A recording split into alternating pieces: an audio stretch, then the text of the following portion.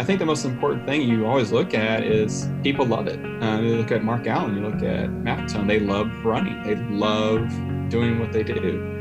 And I think that's, if I were to recommend anybody to anything, is don't try to beat yourself up over it, and don't get lost in the forest of, you got to do this, you got to do that. Do it. If you can only run 2 miles and that makes you feel good, stick with that. And then eventually, if you're patient enough, it will get better. 2 miles becomes like you're saying, 2 miles becomes 3 miles, three becomes four, and life will get in the way, of course. I mean, that gets in the way of everybody. And the thing about it is not to let it get to you. And I think that would be the most important thing. And I think what helped me from the 4 hour to a sub 3, and then, going beyond that because of wanting to do more, is because it then becomes an addiction in a good way. I don't want to say it in a bad way. But you want to challenge, it becomes something you want to challenge yourself with, because now you have that love, you have that training.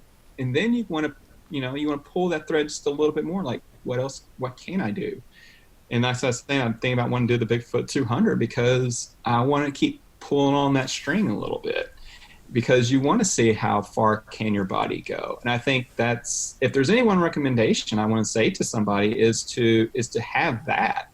Once you have that and you get your patience in, because it is a process, it's not going to happen overnight. It's taken me a lot of failures. I think I kind of showed that before. I mean, I've had so many injuries but not with the Mafron. It was all because of, all fun stuff happens. But as long as you can learn from everything, learn from your failures, because really there is no such thing as failure to me, unless if you didn't learn anything from it. And I learned a lot from it, but I still had that love. And I think by having that, I was able to keep going. And I think that's the most important part, is the love, but also being patient with it. I mean, I guess like being in a relationship, basically. You have to love being with who you're with, but you also got to be patient with who you're with. It's the same thing with running. Training with someone who's getting ready to, wanting to do a Boston qualifier, and I think she's going to be running sim, and I think that's what you're going to be running too in December. So yeah. So the main thing we've been training for with her, and also with another girl. So I'm training two of them, and I think the most proper thing is, what I've been noticing is with the heart rate training, is to get past. I think it's with a lot of people though too, is to get past this idea of you're not getting any progress. I think that's been this huge barrier, because you're not running as fast as you want to, or you don't think you're running as fast as you want to. And I think, so with them, I had to bring it on kind of slowly, 40 miles a week, and then for a month, and then kind of slowly bring it up to 45 to 50. And so that'd be like monthly. And that's just more of just doing strictly aerobic, no speed work, nothing else, and just going with that. And I think what I've learned though from them is, but also too, is how much they enjoy the running though too. And I think because they're always texting me and calling me and say, hey, you want to let's run this route and everything else. I'm like, oh my gosh, like they're almost running me ragged. I'm like, oh my goodness gracious. But they love it. And that's the best part. And I think that's, like I said, we were talking about before, it's something you really got to love, and something that you got to be sustainable with. And I think that part finally got into them with the training wise. And so they're able to see their gains slowly progressing over time. And I told them, like, you didn't have to do hardly all that much, did you? And they're like, oh, well. Yeah. So that's been pretty interesting to see when I'm around people. And I think that kind of blows their minds, that they think that they have to go hard. I'm like, no. And a lot of people think, well, why are you running so slow sometimes? I'm like, well, because I'm getting ready to run the next day. And I know some of y'all are, I can run another 10 miles the next day. I can run another 15. I'm not gearing toward running a race right now. I'm looking forward to running 2 the next day. Yeah. And well, here's something else. You're talking about running 10 miles, running 15 miles. Like, I'm getting back in a training cycle.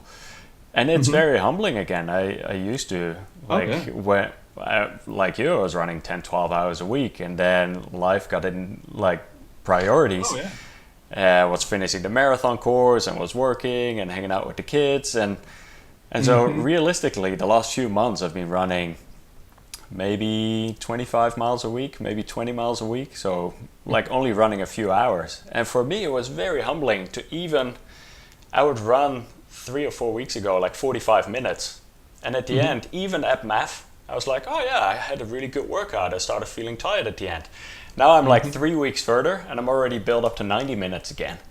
And now that is Oh, my next base again, and that feels comfortable. So how quickly some of these things can build up again and start become comfortable. Like once you oh have yeah. some kind of base there, it is much easier to get back into it again too. Yeah. And I think that's most important thing is that, but also like when you're doing what you're running, I know a lot of people think, well, I'm only going like these 3 miles when I kind of get back into it.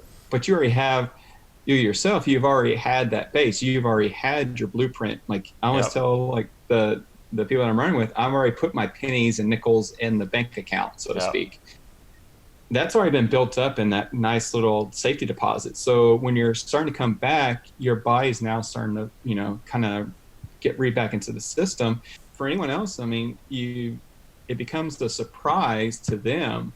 But for someone like you and myself and maybe others who've had that built up with that math running, yeah, it takes time, but we know that it's going to get there.